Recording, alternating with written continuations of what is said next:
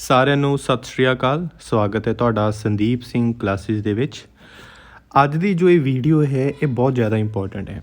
ਮੈਂ ਦਾਅਵੇ ਦੇ ਨਾਲ ਕਹਿ ਸਕਦਾ ਹਾਂ ਕਿ ਤੁਸੀਂ ਇਸ ਵੀਡੀਓ ਦੇ ਵਿੱਚੋਂ ਜੋ ਤੁਸੀਂ ਵੀਡੀਓ ਨੂੰ ਦੇਖ ਲੈਂਦੇ ਆ ਤਾਂ 2 ਤੋਂ ਜਿਹੜੇ 3 ਮਾਰਕਸ ਆ ਉਹ ਤੁਸੀਂ ਆਪਣੇ ਪੱਕੇ ਕਰ ਸਕਦੇ ਆ। ਇਹਦੇ ਵਿੱਚੋਂ ਪੱਕਾ ਹੀ 2 ਤੋਂ 3 ਕੁਐਸਚਨ ਹੈ ਇਹਦੇ ਵਿੱਚੋਂ ਪੁੱਛੇ ਜਾਂਦੇ ਨੇ। ਠੀਕ ਹੈ ਜੀ। ਸੋ ਤੁਸੀਂ ਥੰਬਨੇਲ ਦੇ ਵਿੱਚ ਟੌਪਿਕ ਦਾ ਨਾਮ ਤਾਂ ਜ਼ਰੂਰ ਦੇਖ ਹੀ ਲਿਆ ਹੋਵੇਗਾ, ਇਵੈਲੂਏਸ਼ਨ। ਠੀਕ ਹੈ, ਜਿਹਦੇ ਵਿੱਚ ਆਪਾਂ ਫੋਰਮੇਟਿਵ ਡਾਇਗਨੋਸਟਿਕ ਆਪਾਂ ਕਈ ਤਰ੍ਹਾਂ ਦੀਆਂ ਜਿਹੜੀਆਂ ਵੈਲੂਏਸ਼ਨ ਨੇ ਆਪਾਂ ਉਹ ਦੇਖਾਂਗੇ ਇਹਦੇ ਵਿੱਚ। ਠੀਕ ਹੈ, ਅਤੇ ਮੈਥਡ ਕੀ ਨੇ ਉਹਨਾਂ ਦੇ। ਠੀਕ ਹੈ, ਸੋ ਇਹਦੇ ਵਿੱਚੋਂ ਇਸ ਵਾਰ ਵੀ ਜਿਹੜਾ ਪੇਪਰ ਹੋਇਆ ਇਹਦੇ ਵਿੱਚੋਂ ਕੁਐਸਚਨ ਪੁੱਛੇ ਗਏ ਸੀ। ਸੋ ਆਪਾਂ ਹੁਣ ਵੀਡੀਓ ਦੀ ਸ਼ੁਰੂਆਤ ਕਰਦੇ ਹਾਂ। ਇਸ ਤੋਂ ਪਹਿਲਾਂ ਕਿ ਆਪਾਂ ਅੱਗੇ ਜਾਈਏ, ਜੋ ਇਸ ਚੈਨਲ 'ਤੇ ਨਵੇਂ ਆਏ ਨੇ ਉਹ ਚੈਨਲ ਨੂੰ ਸਬਸਕ੍ਰਾਈਬ, ਲਾਈਕ ਔਰ ਸ਼ੇਅਰ ਜ਼ਰੂਰ ਕਰਿਓ। ਬੈਲ ਆਈਕਨ ਵੀ ਜ਼ਰੂਰ ਪ੍ਰੈਸ ਕਰਿਓ ਤਾਂ ਕਿ ਆਉਣ ਵਾਲੇ ਸਮੇਂ ਦੇ ਵਿੱਚ ਮੈਂ ਕੋਈ ਵੀ ਵੀਡੀਓ ਅਪਲੋਡ ਕਰਾਂ ਤੁਹਾਨੂੰ ਉਹਦੀ ਜਿਹੜੀ ਨੋਟੀਫਿਕੇਸ਼ਨ ਹੈ ਤੁਹਾਨੂੰ ਸਭ ਤੋਂ ਪਹਿਲਾਂ ਮਿਲ ਸਕੇ। ਸੋ ਆਪਾਂ ਹੁਣ ਵੀਡੀਓ ਦੀ ਸ਼ੁਰੂਆਤ ਕਰਦੇ ਹਾਂ।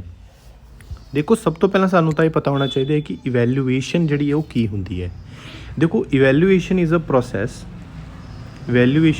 Process which shows the achievement of the teaching। Evaluation ਇੱਕ ਪ੍ਰੋਸੈਸ ਆ ਜਿਹੜਾ ਕਿ ਸ਼ੋ ਕਰਦਾ ਆ ਅਚੀਵਮੈਂਟਸ ਆਫ ਟੀਚਿੰਗ। ਮਤਲਬ ਜੋ ਟੀਚਰ ਨੇ ਪੜ੍ਹਾਇਆ ਆ ਕੀ ਉਹ ਬੱਚੇ ਅਚੀਵ ਕਰ ਪਾਏ ਆ, ਕਿ ਬੱਚਿਆਂ ਨੂੰ ਜੋ ਟੀਚਰ ਨੇ ਪੜ੍ਹਾਇਆ ਹੈ ਉਹ ਮਤਲਬ ਕਿ ਕਿਸੇ ਸਿਰੇ ਚੜ੍ਹਿਆ ਹੈ। ਠੀਕ ਹੈ, ਸੋ ਟੀਚਿੰਗ ਤਾਂ ਉਹੀ ਹੈ ਨਾ ਕਿ ਜਦੋਂ ਬੱਚੇ ਨੂੰ ਕੁਝ ਸਮਝ ਲੱਗੇ, ਹੈ ਨਾ।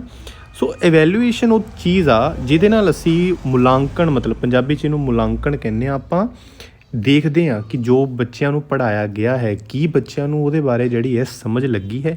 ਠੀਕ ਹੈ, it shows how far a learner has understand the matter taught. ਠੀਕ ਹੈ, ਸੋ ਇਹ ਗੱਲ ਕਹਿ ਰਿਹਾ ਆ ਕਿ ਇਹਦੇ ਵਿੱਚ ਦੇਖਿਆ ਜਾਂਦਾ ਕਿ ਬੱਚਿਆਂ ਨੂੰ ਜੋ ਪੜ੍ਹਾਇਆ ਗਿਆ ਆ ਉਹ ਕਿੰਨਾ ਕੁ ਅੰਡਰਸਟੈਂਡ ਉਹ ਕਰ ਗਏ ਨੇ। ਠੀਕ ਹੈ, the level of his her intelligence, interest in the process of learning, both valuation and assessment are important. ਠੀਕ ਹੈ, ਇਹ ਜਿਹੜੀ assessment and are important both ਆ, ਮਤਲਬ ਇਵੈਲੂਏਸ਼ਨ ਅਤੇ ਅਸੈਸਮੈਂਟ ਦੋਨੋਂ ਹੀ ਬਹੁਤ ਇੰਪੋਰਟੈਂਟ ਆ। ਠੀਕ ਹੈ, ਕਿਉਂਕਿ ਜਿਹੜੀ ਇਵੈਲੂਏਸ਼ਨ ਆ ਉਹ ਡਿਪੈਂਡਸ ਅਪੋਨ ਅਸੈਸਮੈਂਟ 'ਤੇ ਜਿਹੜੀ ਡਿਪੈਂਡ ਕਰਦੀ। ਠੀਕ ਹੈ ਜੀ। ਸੋ ਆਪਾਂ ਦੇਖਦੇ ਹਾਂ, ਆਪਾਂ ਇਹਨੂੰ ਬੜੇ ਆਸਾਨੀ ਤਰੀਕੇ ਨਾਲ ਅਤੇ ਜਲਦੀ ਸਮਝਾਂਗੇ। ਆਪਾਂ ਇਹਨੂੰ ਦੋਨਾਂ ਨੂੰ ਜਿਹੜਾ ਆ ਆਪਾਂ ਇਹਨਾਂ ਦਾ ਡਿਫਰੈਂਸ਼ੀਏਟ ਦੇਖਦੇ ਹਾਂ, ਡਿਫਰੈਂਸ਼ੀਏਸ਼ਨ ਦੇਖਦੇ ਹਾਂ। ਠੀਕ ਹੈ, ਦੇਖੋ ਇਹਦੇ ਵਿੱਚ ਜਿਹੜਾ ਪਹਿਲਾ ਹੈ ਇਵੈਲੂਏਸ਼ਨ, ਅਤੇ ਅਗਰ ਅਸੀਂ ਅਸੈਸਮੈਂਟ ਦੀ ਗੱਲ ਕਰੀਏ, ਇਵੈਲੂਏਸ਼ਨ ਦਾ ਜਿਹੜਾ ਏਰੀਆ ਉਹ ਵਾਈਡ ਆ। ਠੀਕ ਹੈ, ਔਰ assessment it is of one quality. It is done after assessment. ਜਿਹੜੀ ਇਵੈਲੂਏਸ਼ਨ ਹੈ ਜਦੋਂ ਕੋਈ ਬੱਚਿਆਂ ਨੂੰ ਆਪਾਂ ਕੋਈ ਅਸਾਈਨਮੈਂਟ ਦਿੰਦੇ ਹਾਂ, ਠੀਕ ਹੈ, ਤਾਂ ਉਹਦੇ ਤੋਂ ਬਾਅਦ ਹੀ ਜਿਹੜੀ ਇਵੈਲੂਏਸ਼ਨ ਹੁੰਦੀ ਹੈ। ਠੀਕ ਹੈ, so evaluation is done after assessment, ਅਤੇ ਪਰ ਜਿਹੜੀ ਅਸੈਸਮੈਂਟ ਆ it is done before. Obvious ਆ, ਹੈ ਨਾ। ਇਵੈਲੂਏਸ਼ਨ ਤੋਂ ਜਿਹੜੀ ਪਹਿਲਾਂ ਆ ਉਹ ਅਸੈਸਮੈਂਟ ਹੁੰਦੀ ਆ।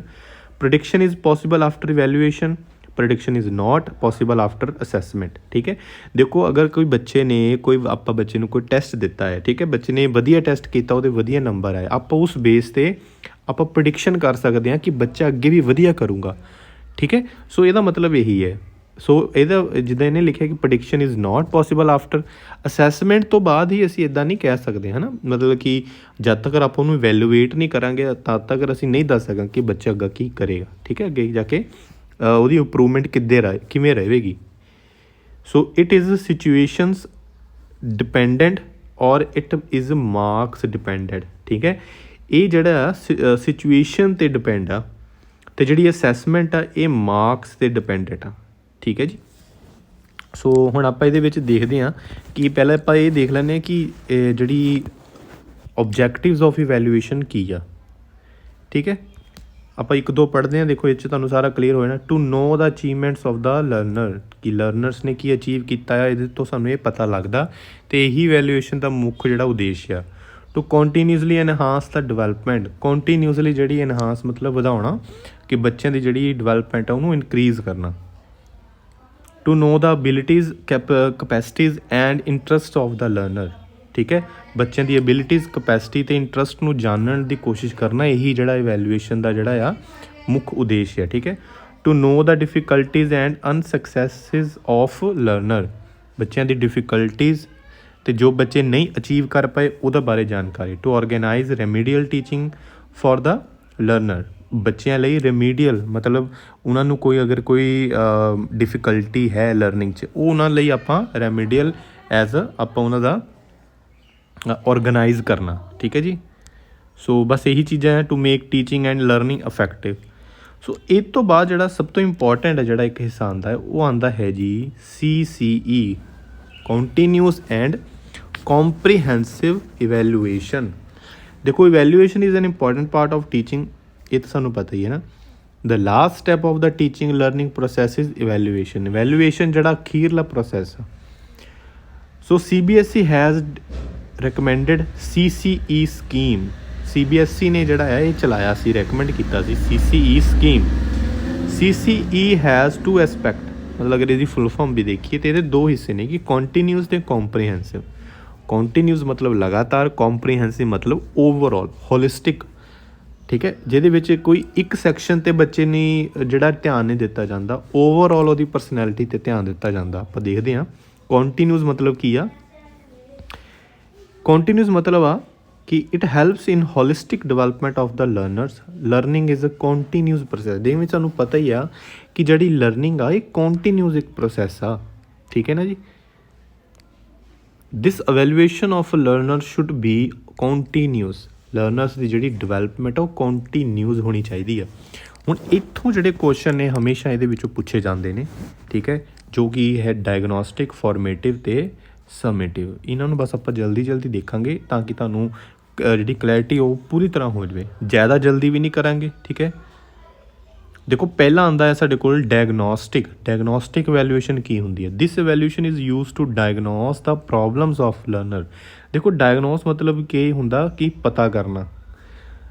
ਅਗਰ ਅਸੀਂ ਜਦੋਂ ਡਾਕਟਰ ਦੇ ਕੋਲ ਜਾਂਦੇ ਹਾਂ ਤਾਂ ਉਹ ਵੀ ਪਹਿਲਾਂ ਡਾਇਗਨੋਸ ਕਰਦਾ ਹੈ ਕਿ ਸਾਨੂੰ ਪਹਿਲਾਂ ਦੀ ਕਿੱਦਾਂ ਦੀ ਬਿਮਾਰੀ ਹੈ, ਫਿਰ ਹੀ ਉਸ ਹਿਸਾਬ ਨਾਲ ਦਵਾਈ ਦਿੰਦਾ ਹੈ। ਠੀਕ ਹੈ, so evaluation is used to diagnose the problem of learner who do not show expected progress. ਕੋਈ ਬੱਚਾ ਆ ਉਹ ਜਿੱਦਾਂ ਅਸੀਂ ਚਾਹੁੰਦੇ ਹਾਂ ਉਹ ਬੱਚਾ ਪ੍ਰੋਗਰੈਸ ਕਰੇ, ਉੱਦਾਂ ਉਹਦੇ ਵਿੱਚ ਪ੍ਰੋਗਰੈਸ ਨਹੀਂ ਹੋ ਰਹੀ, ਇਹਦਾ ਮਤਲਬ ਕੋਈ ਪ੍ਰੋਬਲਮ ਹੈ। ਸੋ ਡਾਇਗਨੋਸਟਿਕ ਇਵੈਲੂਏਸ਼ਨ ਉਹੀ ਚੀਜ਼ ਦਾ ਜਿਹੜਾ ਪਤਾ ਲਗਾਉਂਦੀ ਹੈ। ਠੀਕ ਹੈ, ਬਾਈ ਗਿਵਿੰਗ। ਫਿਰ ਉਹਦਾ ਇਲਾਜ ਕਿੱਦਾਂ ਕਰਦੀ ਹੈ? ਬਾਈ ਰੈਮੀਡੀਅਲ ਟੀਚਿੰਗ। ਫਾਰਮੇਟਿਵ ਕੀ ਹੁੰਦਾ ਆ? ਦੇਖੋ ਇਹ ਵੀ ਇੰਪੋਰਟੈਂਟ। ਇਹਦੇ ਵਿੱਚੋਂ ਲਾਸਟ ਜਿਹੜਾ ਆਪਣਾ ਹੁਣ 12 ਨੂੰ ਵੀ ਪੇਪਰ ਹੋਇਆ ਸੀਗਾ, ਇਹਦੇ ਵਿੱਚ ਵੀ ਜਿਹੜਾ ਆਪਾਂ ਨੂੰ ਕੁਐਸਚਨ ਜਿਹੜਾ ਇਹਦੇ ਵਿੱਚ ਜਿਹੜਾ ਪੁੱਛਿਆ ਗਿਆ ਸੀਗਾ। ਠੀਕ ਹੈ ਜੀ। ਦੇਖੋ ਫਾਰਮੇਟਿਵ ਕੀ ਹੁੰਦਾ, ਤੁਸੀਂ ਬਸ ਇਹ ਯਾਦ ਰੱਖਣਾ ਹੈ ਹਮੇਸ਼ਾ। ਫਾਰਮੇਟਿਵ ਉਹ ਹੁੰਦੀ ਆ ਜਿਹੜੀ ਡਿਊਰਿੰਗ ਪ੍ਰੋਸੈਸ ਹੋਵੇ। ਠੀਕ ਹੈ, ਦੇਖੋ it is done to determine the progress of learning. ਬਿਲਕੁਲ, learners are given feedback on the basis of the result they have achieved. Home assignment, class test, quizzes etc. are used in this evaluation. It also helps the learners to improve their teaching method. ਠੀਕ ਹੈ ਜੀ। ਸੋ ਇਹਦੇ ਵਿੱਚ ਕੀ ਹੁੰਦਾ ਆ ਕਿ ਜਦੋਂ ਬੱਚੇ ਨੂੰ ਅਸੀਂ ਕੋਈ ਅਸਾਈਨਮੈਂਟ ਦਿੰਦੇ ਹਾਂ, ਮਤਲਬ ਜਦੋਂ ਅਸੀਂ ਕਿਸੇ ਬੱਚੇ ਨੂੰ ਕੋਈ ਪੜ੍ਹਾ ਰਹੇ ਹੁੰਦੇ ਹਾਂ, ਇਹ ਉਦੋਂ ਹੀ ਡਿਊਰਿੰਗ, ਠੀਕ ਹੈ, ਇਹ ਡਿਊਰਿੰਗ ਲਰਨਿੰਗ ਹੁੰਦਾ ਆ। ਬੱਚਿਆਂ ਨੂੰ ਫੀਡਬੈਕ ਵੀ ਉਹਨਾਂ ਨੂੰ, ਮੰਨ ਲਓ ਅਸੀਂ ਮੈਂ ਪੜ੍ਹਾ ਰਿਹਾ ਹਾਂ, ਠੀਕ ਹੈ, ਬੱਚਿਆਂ ਨੂੰ ਮੈਂ ਨਾਲ ਦੀ ਨਾਲ ਹੀ ਫੀਡਬੈਕ ਦੇਵਾਂਗਾ ਪੜ੍ਹਾਉਂਦੇ। ਠੀਕ ਹੈ, ਸੋ ਡਿਊਰਿੰਗ ਪ੍ਰੋਸੈਸ, ਡਿਊਰਿੰਗ ਲਰਨਿੰਗ, ਇਹਦਾ ਜਿਹੜਾ ਇੱਕ ਮੇਨ ਕੀਵਰਡ ਹੈ ਤੁਸੀਂ ਯਾਦ ਰੱਖਣਾ। ਇੱਦਾਂ ਹੀ ਜਿਹੜਾ ਸੁਮੇਟਿਵ ਆ, ਸੁਮੇਟਿਵ 'ਚ ਕੀ ਫਰਕ ਆ? ਸੁਮੇਟਿਵ ਹੁੰਦਾ ਆ at the end of the term ਜਾਂ at the end of learning, ਕਿ ਜਦੋਂ ਅਸੀਂ ਬੱਚੇ ਨੂੰ, ਜਿਵੇਂ ਆਪਾਂ ਦੇਖਦੇ ਹਾਂ, ਦੇਖੋ ਇੱਥੇ ਲਿਖਿਆ ਹੈ it is done after the end of the teaching session. ਜਦੋਂ ਕੋਈ ਸੈਸ਼ਨ ਖਤਮ ਹੋ ਜਾਂਦਾ ਆ, ਐਂਡ ਆਫ ਦਾ ਟਰਮ, ਠੀਕ ਹੈ, ਉਦੋਂ ਜਿਹੜੀ ਆ ਜਿਹੜੀ ਸਮੇਟਿਵ ਇਵੈਲੂਏਸ਼ਨ ਜਿਹੜੀ ਉਹ ਹੁੰਦੀ ਹੈ। ਠੀਕ ਹੈ, it measure the progress of learning and scholastic achievement. ਠੀਕ ਹੈ, ਜਿਵੇਂ ਆਪਣੇ ਐਂਡ ਟਰਮ ਦੇ ਵਿੱਚ ਐਗਜ਼ਾਮ ਹੁੰਦੇ ਨੇ, ਹੈ ਨਾ, ਉਹਦੇ ਵਿੱਚ ਫਿਰ ਆਪਣਾ ਪੂਰਾ ਆਪਾਂ ਨੂੰ ਵਿੱਚ ਉਹਦੇ ਕੁਛ ਨਹੀਂ ਦੱਸਿਆ ਜਾਂਦਾ, ਹੈ ਨਾ। ਬਸ ਇਹ ਤੁਸੀਂ ਯਾਦ ਰੱਖਣਾ ਹੈ। ਫਾਰਮੇਟਿਵ ਯਾਦ ਰੱਖਣਾ ਹੈ ਡਿਊਰਿੰਗ ਲਰਨਿੰਗ, ਅਤੇ ਸਮੇਟਿਵ ਮਤਲਬ ਆਫਟਰ ਲਰਨਿੰਗ। ਸਮੇਟਿਵ ਨੂੰ ਯਾਦ ਰੱਖਣਾ ਮਤਲਬ ਸਮ ਅਪ, ਇੱਦਾਂ ਤੁਸੀਂ ਯਾਦ ਰੱਖ ਸਕਦੇ ਹੋ।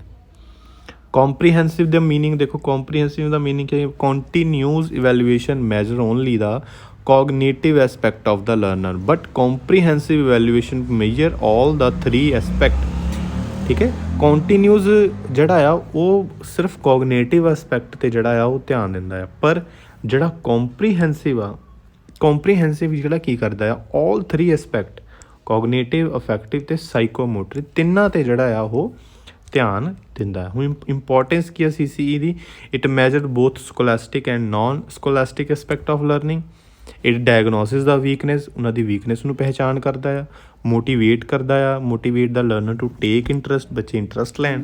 ਠੀਕ ਹੈ, ਸੋ ਇਹ ਸਾਰੇ ਜਿਹੜੇ ਆ ਇਹ ਇੰਪੋਰਟੈਂਸ ਹੈ ਇਹਨਾਂ ਦੀਆਂ। ਠੀਕ ਹੈ, ਹੁਣ ਇਹਦੇ ਵਿੱਚ ਜਿਹੜਾ ਅਗਲਾ ਟੌਪਿਕ ਆ ਜਾਂਦਾ, ਦੇਖੋ ਕਿ ਮੈਥਡ ਕੀ ਆ ਟੀਚਿੰਗ ਦੇ।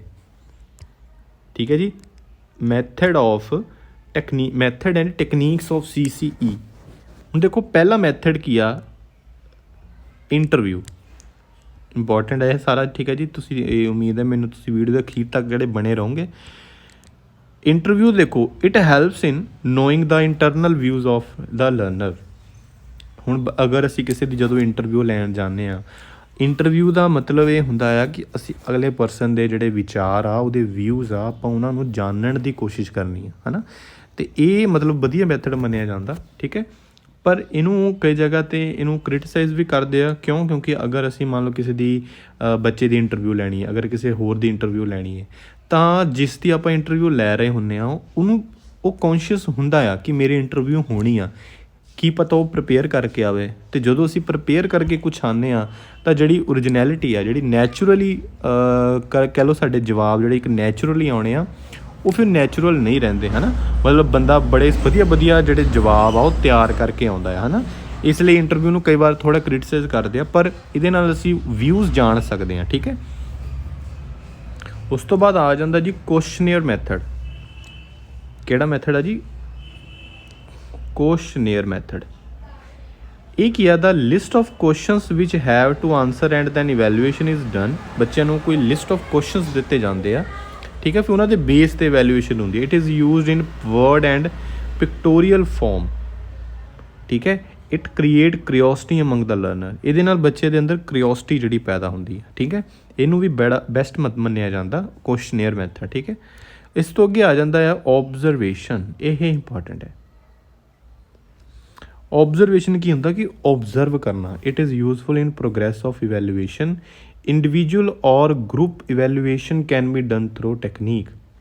ਅਗਰ ਸਾਡੇ ਸਾਹਮਣੇ ਕੋਈ ਬੱਚੇ ਬੈਠੇ ਨੇ, 5 ਜਾਂ 10 ਬੱਚੇ ਬੈਠੇ ਨੇ, ਆਪਾਂ ਉਹਨਾਂ ਨੂੰ ਕੋਈ ਟਾਸਕ ਦਿੱਤਾ ਆ, ਹੈ ਨਾ, ਤਾਂ ਅਸੀਂ ਓਬਜ਼ਰਵ ਬੱਚਿਆਂ ਨੂੰ ਬੜਾ ਗੌਰ ਦੇ ਨਾਲ ਓਬਜ਼ਰਵ ਕਰ ਸਕਦੇ ਹਾਂ, ਹੈ ਨਾ। ਕਿਉਂਕਿ ਅਸੀਂ ਬੱਚਿਆਂ ਦੇ ਹਾਵ ਭਾਵ ਦੇਖ ਸਕਦੇ ਹਾਂ, ਹੈ ਨਾ, ਕਿ ਮਤਲਬ ਕਈ ਤਰ੍ਹਾਂ ਦੀਆਂ ਜਿਹੜੀਆਂ ਚੀਜ਼ਾਂ ਅਸੀਂ ਓਬਜ਼ਰਵ ਕਰ ਸਕਦੇ ਹਾਂ, ਹੈ ਨਾ।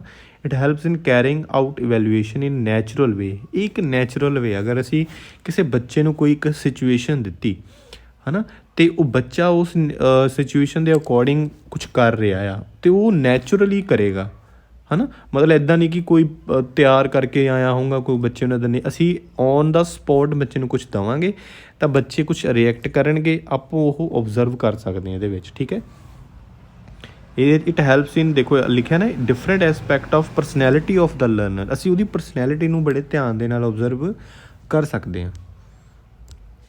ਇਹ ਤੋਂ ਬਾਅਦ ਆ ਜਾਂਦੀ assignments which helps in knowing creativity, originality and cognitivity of the learner are given. ਹੁਣ ਅਸੀਂ ਕਿਸੇ ਬੱਚੇ ਨੂੰ ਅਸਾਈਨਮੈਂਟਸ ਦਿੱਤੀ ਆਪਾਂ, ਠੀਕ ਹੈ, ਜਿਵੇਂ ਸਾਨੂੰ ਵੀ ਅਸਾਈਨਮੈਂਟ ਮਿਲਦੀ ਸੀ। ਹੁਣ ਉਹਦੇ ਵਿੱਚ ਇਹ ਪਤਾ ਲਗਾਇਆ ਜਾਂਦਾ ਕਿ ਬੱਚੇ ਦੇ ਅੰਦਰ ਕ੍ਰੀਏਟੀਵਿਟੀ ਕਿੰਨੀ ਹੈ। ਜਿਵੇਂ ਆਪਾਂ ਫਾਈਲਾਂ ਬਣਾਉਂਦੇ ਹਾਂ, ਬਹੁਤ ਸੋਹਣੀਆਂ ਫਾਈਲ ਬਣਾਉਂਦੇ ਹਾਂ, ਵਧੀਆ ਮਟੀਰੀਅਲ ਲਿਖਦੇ ਹਾਂ ਨਾ, ਤਾਂ ਕਿ ਅਸੀਂ ਪ੍ਰਭਾਵ ਪਾ ਸਕੀਏ।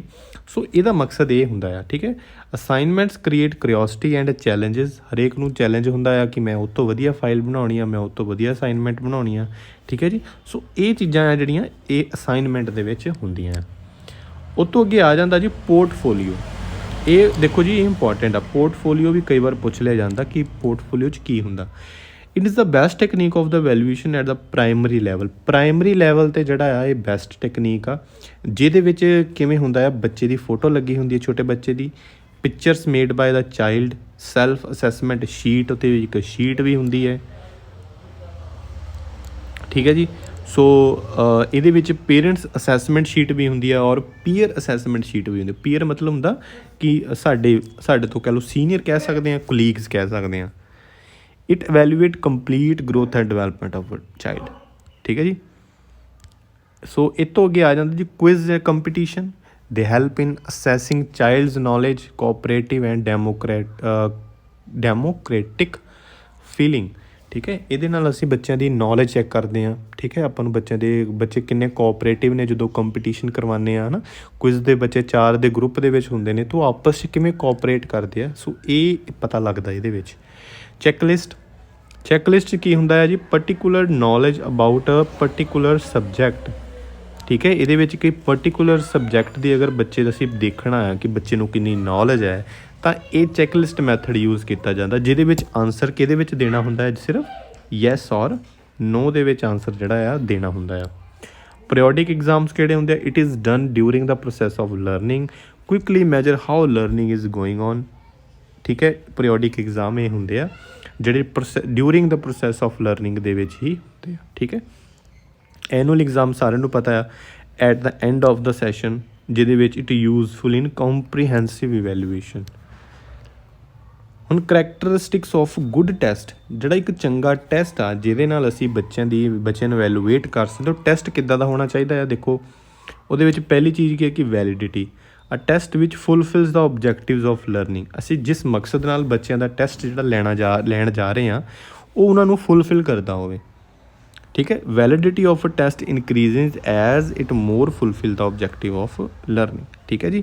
ਸੋ ਉਹੀ ਜਿਹੜਾ ਟੈਸਟ ਆ ਉਹ ਵੈਲਿਡ ਆ ਜੋ ਕਿ ਸਾਡੇ ਉਦੇਸ਼ ਅਸੀਂ ਜੋ ਬੱਚਿਆਂ ਦੇ ਅੰਦਰ ਜੋ ਪੈਦਾ ਕਰਨਾ ਚਾਹ ਰਹੇ ਹਾਂ ਉਹ ਉਹਨਾਂ ਨੂੰ ਫੁੱਲਫਿਲ ਕਰਦਾ ਹੋਵੇ, ਅਤੇ ਉਹੀ ਮਤਲਬ ਉਹਦੀ ਵੈਲਿਡਿਟੀ ਆ।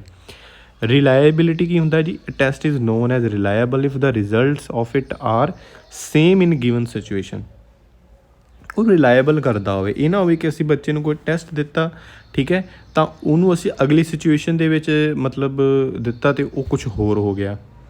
ਮਤਲਬ ਇੱਦਾਂ ਦਾ ਹੋਣਾ ਚਾਹੀਦਾ ਹੈ ਕਿ ਜਿਹੜਾ ਰਿਲਾਇਬਲ ਹੋਵੇ, ਠੀਕ ਹੈ। Results of it are same in given situation, ਠੀਕ ਹੈ। ਸੋ ਉਸ ਤੋਂ ਅੱਗੇ ਆ ਜਾਂਦਾ ਓਬਜੈਕਟਿਵਿਟੀ। ਓਬਜੈਕਟਿਵਿਟੀ ਕੀ ਹੁੰਦਾ ਹੈ ਕਿ for a test to be reliable it should not include objective, it should include objective type question. ਬੱਚਿਆਂ ਦੇ ਜਦੋਂ ਆਪਾਂ ਜਿਹੜੇ ਕੀ ਕਹਿੰਦੇ reliable for a test to be reliable, ਠੀਕ ਹੈ, ਆਪਾਂ ਅਗਰ ਚਾਹੁੰਦੇ ਹਾਂ ਕਿ ਜਿਹੜਾ ਟੈਸਟ ਰਿਲਾਇਬਲ ਹੋਵੇ ਅਤੇ ਉਹਦੇ ਵਿੱਚ ਓਬਜੈਕਟਿਵ ਟਾਈਪ ਕੁਐਸਚਨ ਜ਼ਰੂਰ ਹੋਣੇ ਚਾਹੀਦੇ ਆ, ਠੀਕ ਹੈ, ਜਿਹਦੇ ਨਾਲ ਬੱਚਿਆਂ ਦੀ ਅਸੀਂ ਫੈਕਚੁਅਲ ਨੌਲੇਜ ਆਪਾਂ ਦੇਖ ਸਕਦੇ ਹਾਂ, ਠੀਕ ਹੈ ਜੀ। ਯੂਜ਼ਫੁਲਨੈਸ ਐਂਡ ਪ੍ਰੈਕਟੀਕਲੇਬਿਲਿਟੀ, ਠੀਕ ਹੈ। ਸੋ ਇਹਦੇ ਵਿੱਚ ਕੀ ਆ ਕਿ test which doesn't only assess bookish knowledge but also the practical knowledge is known as useful ਅਤੇ ਪ੍ਰੈਕਟੀਕਲ। ਇੱਦਾਂ ਦਾ ਕੋਈ ਟੈਸਟ ਜਿਹੜਾ, ਠੀਕ ਹੈ, ਬੁਕਿਸ਼ ਨੌਲੇਜ ਨੂੰ ਵੀ ਅਸੈਸ ਕਰਦਾ ਹੋਵੇ ਤਾਂ ਉਹ ਪ੍ਰੈਕਟੀਕਲੀ ਵੀ ਜਿਹੜਾ ਆ ਉਹ ਬਿਲਕੁਲ ਸਹੀ ਹੋਵੇ। ਮਤਲਬ ਦੋਨੋਂ ਐਸਪੈਕਟ ਨੂੰ ਉਹ ਜਿਹੜਾ ਆ ਆਪਣਾ ਦੋਨੋਂ ਸਿਚੁਏਸ਼ਨ ਦੇ ਵਿੱਚ ਉਹ ਵਧੀਆ ਹੋਵੇ। ਇਹ ਨਾ ਹੋਵੇ ਕਿ ਬੱਚੇ ਸਿਰਫ ਬੁੱਕ ਵਾਲਾ ਪੜ੍ਹਨ ਪਰ ਜਦੋਂ ਬੱਚੇ ਉਹ ਪ੍ਰੈਕਟੀਕਲੀ ਕਰਨ ਤਾਂ ਉਹਨਾਂ ਕੋਲ ਹੋਵੇ ਨਾ, ਠੀਕ ਹੈ। ਸੋ ਉਹੀ ਟੈਸਟ ਜਿਹੜਾ ਆ ਯੂਜ਼ਫੁਲਨੈਸ ਔਰ ਪ੍ਰੈਕਟੀਬਿਲਿਟੀ ਆ, ਠੀਕ ਹੈ ਜੀ। ਸੋ ਅੱਜ ਦੀ ਵੀਡੀਓ ਦੇ ਵਿੱਚ ਇੰਨਾ ਹੀ। ਉਮੀਦ ਹੈ ਤੁਹਾਨੂੰ ਜਿਹੜਾ ਇਹ ਟੌਪਿਕ ਹੈ ਕਲੀਅਰ ਹੋਇਆ ਹੋਵੇਗਾ, ਠੀਕ ਹੈ। ਇਹਦੇ ਵਿੱਚੋਂ ਯਕੀਨਨ ਹੀ ਆਪਣਾ 2 ਤੋਂ 3 ਕੁਐਸਚਨ ਮਾਰਕਸ ਹਮੇਸ਼ਾ ਆਉਂਦੇ ਨੇ। ਤੁਸੀਂ ਅਗਰ ਇਹ ਵੀਡੀਓ ਅਖੀਰ ਤੱਕ ਦੇਖੀ ਹੈ ਤਾਂ ਤੁਸੀਂ ਜ਼ਰੂਰ ਦੇਖਿਆ ਹੋਵੇਗਾ ਕਿ ਕੁਐਸਚਨਸ ਜਿਹੜੇ ਇਹਦੇ ਵਿੱਚੋਂ ਲਾਸਟ ਈਅਰ ਵੀ ਜਾਂ ਲਾਸਟ ਜਿਹੜਾ ਹੁਣ ਪੇਪਰ ਹੋਇਆ ਹੈ 12 ਮਾਰਚ ਨੂੰ ਹੋਇਆ ਸੀ, ਇਹਦੇ ਵਿੱਚ ਵੀ ਪੁੱਛੇ ਗਏ ਸੀਗੇ ਫੋਰਮੇਟਿਵ ਬਾਰੇ, ਸਮੇਟਿਵ ਬਾਰੇ, ਠੀਕ ਹੈ ਜੀ। ਸੋ ਵੀਡੀਓ ਦੇ ਅਖੀਰ ਤੱਕ ਬਣੇ ਰਹਿਣ ਲਈ ਤੁਹਾਡੇ ਸਾਰਿਆਂ ਦਾ ਧੰਨਵਾਦ। ਸਤਿ ਸ਼੍ਰੀ ਅਕਾਲ।